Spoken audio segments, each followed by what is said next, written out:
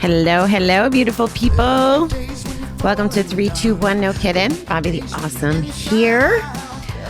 We are going to break into our third episode of Recovering Couples with the feature of the Recovering Couples Anonymous book. And hopefully you are finding this helpful, at least to bring attention to what may or may not be going on in your relationship, if it's healthy or not healthy, and knowing that there's resources if you think it is unhealthy. And, you know, this really comes down to, what do you want? I was writing an email the other day, and in it, I talked about, like, one of the things that could make you successful in your recovery is that you get a divorce or break up. And I don't mean that as harsh as it sounds, but unless both people are going to do the work and it's beneficial so that you can both live your best life, maybe you're not supposed to be together.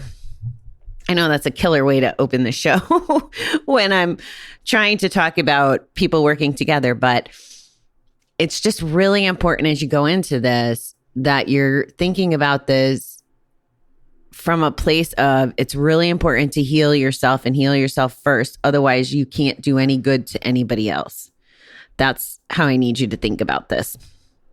Well, not how I need you to, but what will best help you not gamble is if your relationship stress isn't adding to it. Now, don't get me wrong, when in the early stages and coming out and starting to tell the truth and get rid of the lies and admit to the damage, all of those things are going to create speed bumps. It's what you do from there.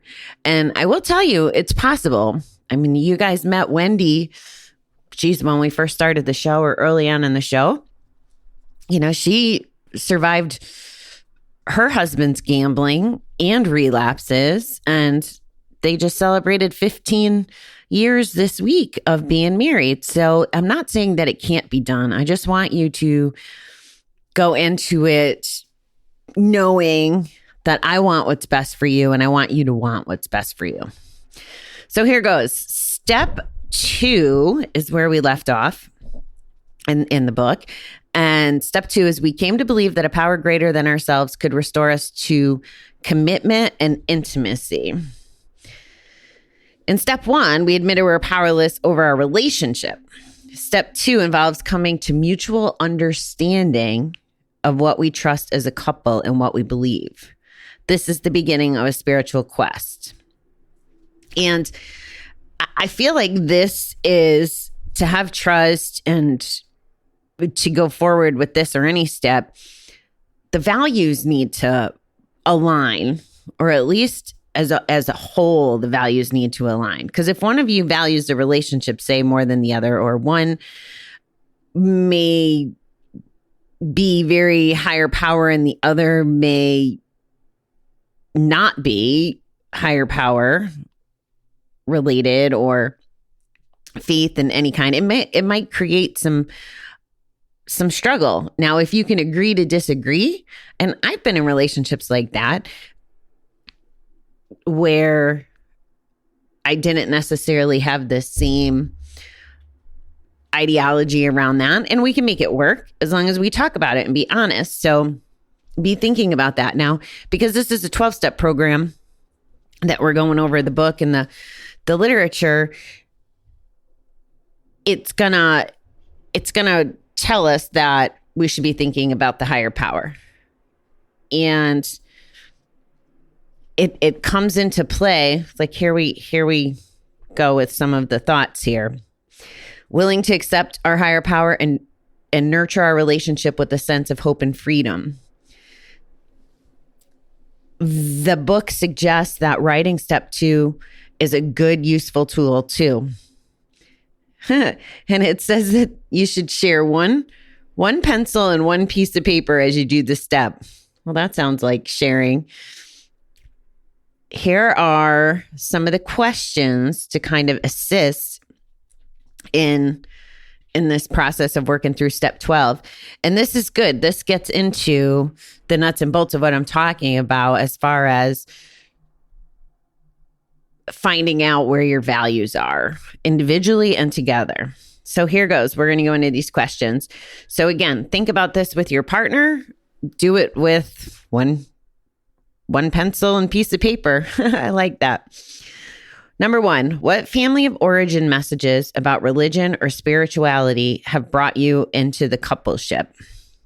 So that's your history. Like, where did your beliefs come from? When I was growing up, my parents let us have a choice in what religion we wanted to be. Like, I remember going to church when I was a really little girl because my neighbor went and they had one of those kid programs, and I got to be in the parade, and I'm talking like 6 or 7 years old, right? I think I was a primrose, which I didn't even know was a flower back then. And then when I was like 10 or 11, that's when I went to a Baptist church and got baptized. And that's where I lost all sense of having any interest in religion, because when I went to go get baptized, the preacher didn't hold my nose. And I asked him to, I begged him to, and he held everybody else's nose. So that really pissed me off, and I boycotted church after that, which, who did I hurt in that, right? Now today, my views are completely different, right? I can respect everybody's opinion on religion, where I used to think it was a big sham and a money-making thing. I just had my own crazy ideas. At any rate, I'm telling you this so that you can think about, what is your history? What do your roots tell you about this? And where do you stand now? Number 2, what kind of instruction, modeling, teaching, etc. about religion or spirituality have you experienced? I think I just answered that for me a little bit as I was telling you about number 1. Number 3, what forms of spiritual guidance have you received from your parents? And like I said, we were given kind of a blank check. My mother's family was very Italian and my father's family was very Polish. So really, I should have been very Catholic, but it wasn't a practice. I only got exposure to that at weddings and funerals, really. Number 4, are there abuses or dysfunctional beliefs regarding couples you have learned from your religion? Ooh, that's a deep one. Abuses or dysfunctional beliefs regarding couples. The first thing that popped in my head is the LGBT community. You know, if they have a religion that's strict and doesn't agree, and I'm not saying that's acceptable by any means. My opinion of this whole God stuff is it doesn't really matter who or what you are. Like if the God is this nice guy that everybody paints it out, I think he'll be accepting of who and what. And there's also the school of thought in my brain that I feel like there's a Bible verse. Don't quote me on Bible stuff, but I feel like I've heard the whole concept of, you know, he created us and we're just a reflection of him. So he would have made people have whatever sexuality or whatever characteristics. He would know that. He did that. 5, and again, I'm not preaching. I'm just kind of telling you my thoughts. 5, are there healthy and supportive beliefs you have learned from your church, synagogue, or other spiritual path? So I think that the reason I know this, the reason I liked going to the non-denominational church, or maybe it was Christian, I don't know. That's how little I know, right? It's about the experience.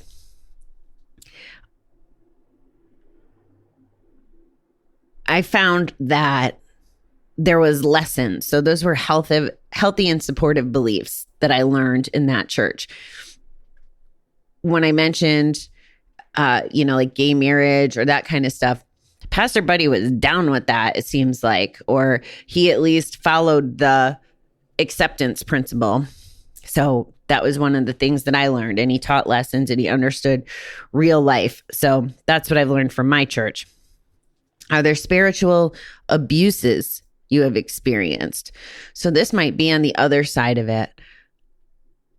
I've never put myself in a situation personally where I've had the abuses because I've always distanced myself most of my life. But this may look different for every person. And I don't know what I don't know. So reminding myself that it's worldwide here, right? That there's a bunch of people listening from a bunch of different places. This may look very different for all of you. I only kind of know what I either lived or watched on TV. Number 7, are there examples of one of your parents being the higher power in your family of origin? Ooh, that's interesting. Again, I think of TV or the stories. I was in a group the other day where someone was talking about how her father was, it was always a surprise. He was an alcoholic and they never knew what to expect. And that's someone who has the power. I'm not saying it's right or wrong, but I could see a situation like that being construed that way. Number 8, are there examples of clergy or religious teachers being unkind, shaming, blaming, or belittling? So to me, all right, so this is perfect. This explains my whole getting dunked in that baptism thing. To me, it was unkind and he didn't follow my wishes. And that changed my relationship with the church for 30 years. So do a little digging. Is there anything that stands out for you? Number 9, are you angry about religion, God, or your heritage? I don't know if I was ever, I was angry about him dunking me, but I don't know about in general. I always just thought it was to each their own.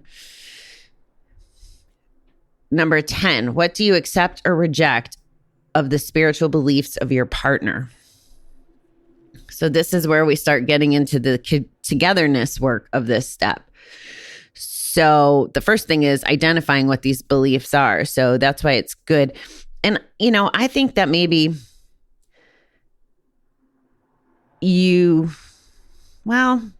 I guess maybe with this one piece of pen and paper, I'm picturing this playing out where maybe one person is the writer downer.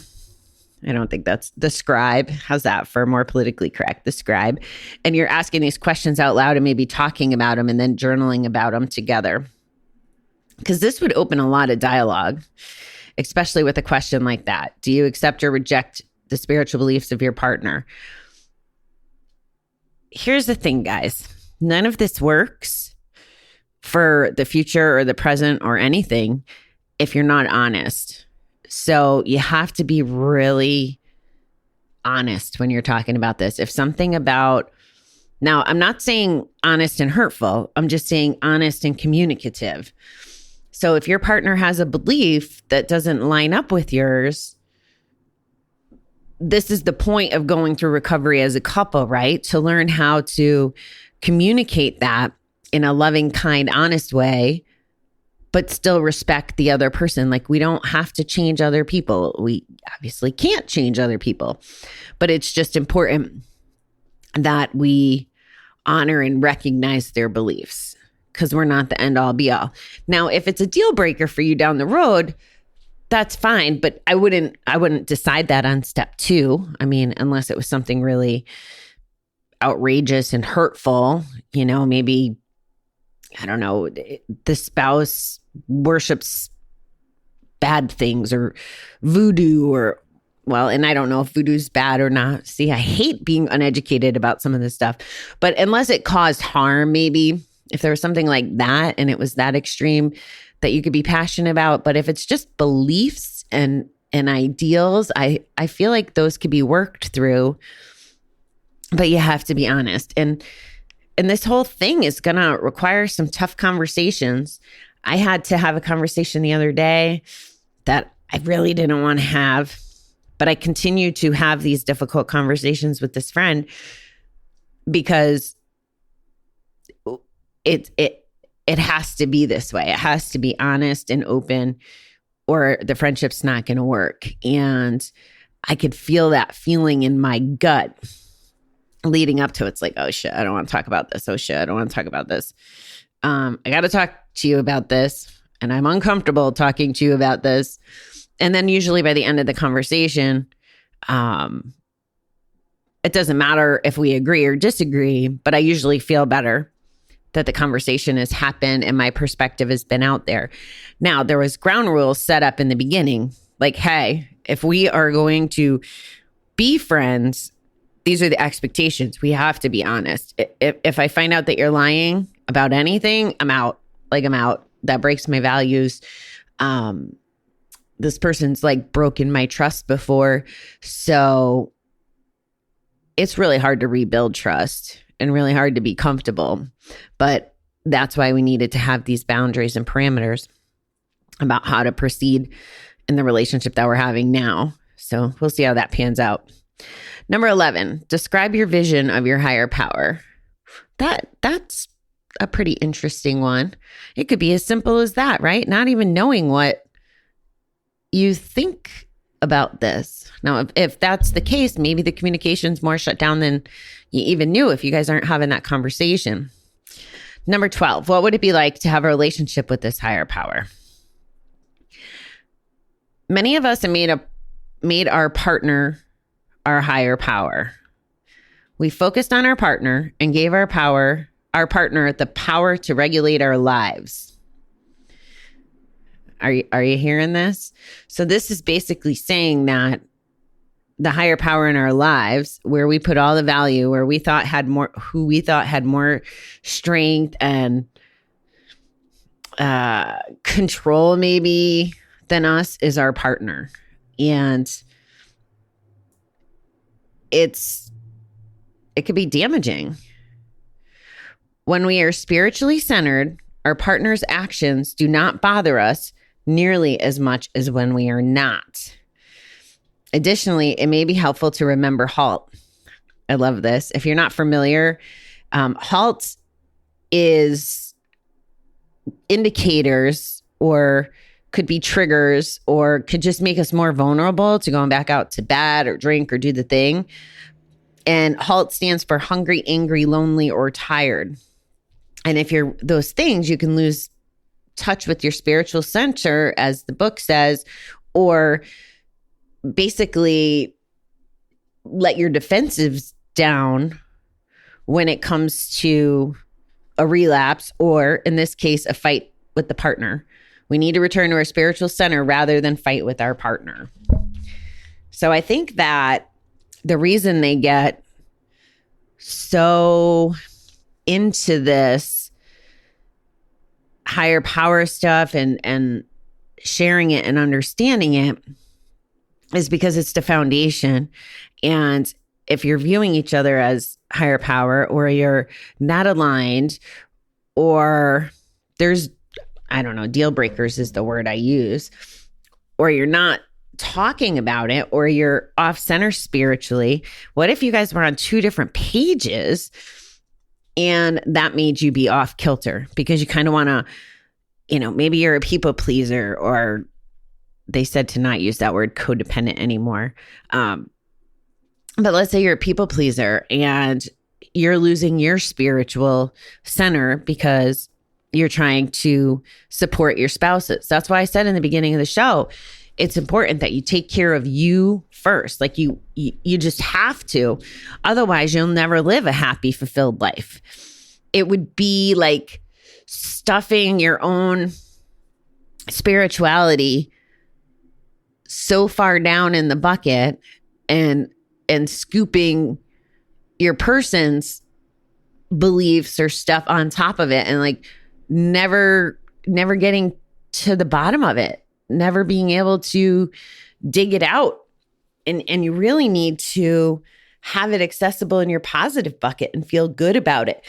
Not feel shame, not feel disagreement, not feel that icky feeling in our guts when there's disagreement, especially on such a level. And if you're doing this with your partner, that's your important person.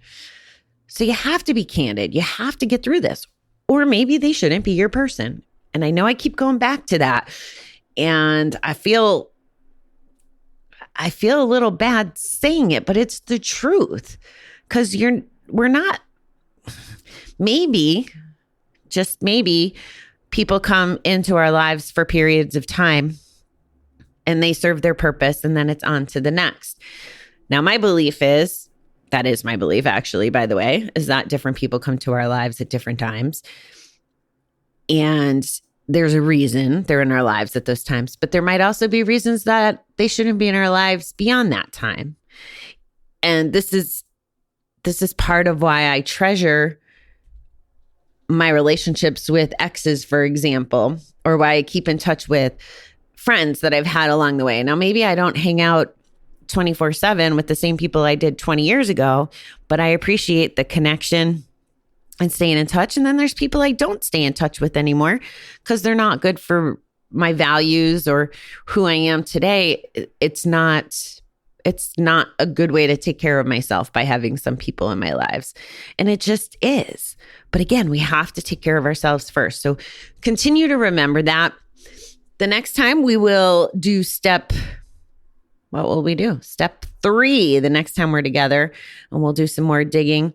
I appreciate you being here. I can tell by the number of downloads that this is an important topic to you guys. So I'm not going to rush this. We'll do it in bite-sized chunks, by the step, study in the book, and learn about this stuff together from the Recovering Couples Anonymous book, as well as I'm happy to share my while I was gambling and post-gambling relationship stuff, because it's ever evolving and it's going to be different for everyone in every relationship, but hopefully I can help with some of that. All right, beautiful people, until next time, thank you.